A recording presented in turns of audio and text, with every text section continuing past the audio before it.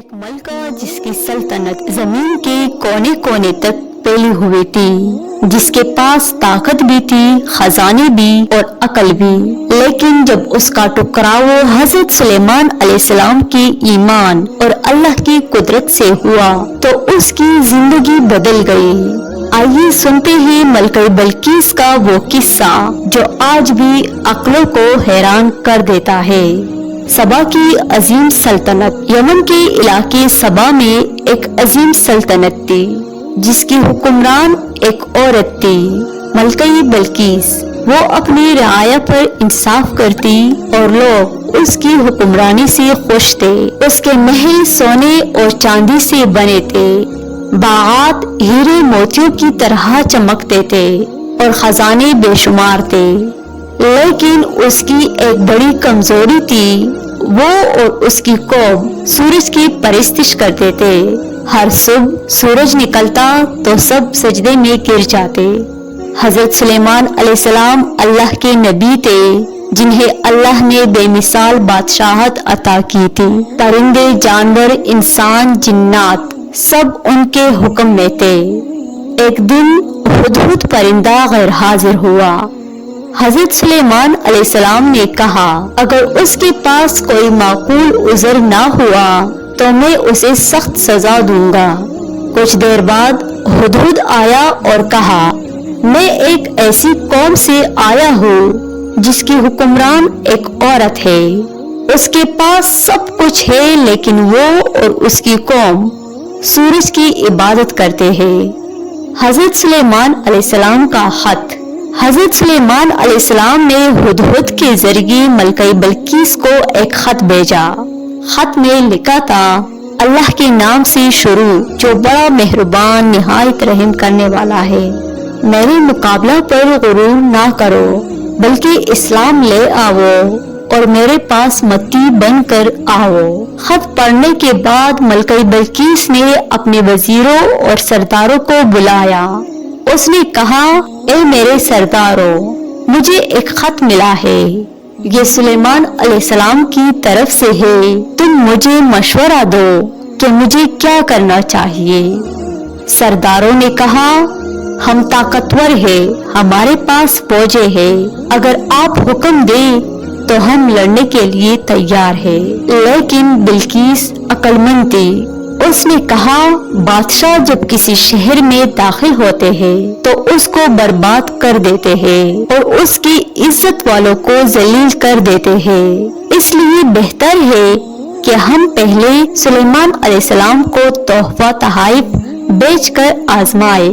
بلقیس نے قیمتی تحائف بھیجے، سونے، جواہرات، موتیوں سے بڑی صندوق، لیکن جب تحفہ حضرت سلیمان علیہ السلام کے پاس پہنچا، انہوں نے کہا، کیا تم مجھے مال سے راضی کرنا چاہتے ہو؟ جو کچھ اللہ نے مجھے دیا ہے وہ تمہارے مال سے بہتر ہے۔ واپس جاؤ اور کہہ دو کہ میں تمہارے خلاف ایسی فوج لے کر آؤں گا جس کا تم مقابلہ نہیں کر سکو گے۔ جب بلقیس اپنی فوج کے ساتھ آنے لگی تو حضرت سلیمان علیہ السلام نے کہا، تم میں سے کون ہے جو اس کا تخت میرے پاس لے آئے؟ اس سے پہلے کہ وہ لوگ متی بن کر میرے پاس آئے، ایک طاقتور جن نے کہا، میں اسے آپ کے پاس لا سکتا ہوں اس سے پہلے کہ آپ اپنی مجلس سے اٹھیے۔ لیکن ایک اللہ کا نیک بندہ نے کہا، میں اسے پلک جھپکنے سے پہلے تخت حاضر کر دوں گا۔ اور واقعی پلک جھپکنے سے پہلے حضرت سلیمان علیہ السلام کے سامنے وہ تخت موجود تھا۔ بلقیس کا امتحان۔ جب بلقیس آئی تو حضرت سلیمان علیہ السلام نے اس سے کہا، کیا یہ تیرا تخت ہے؟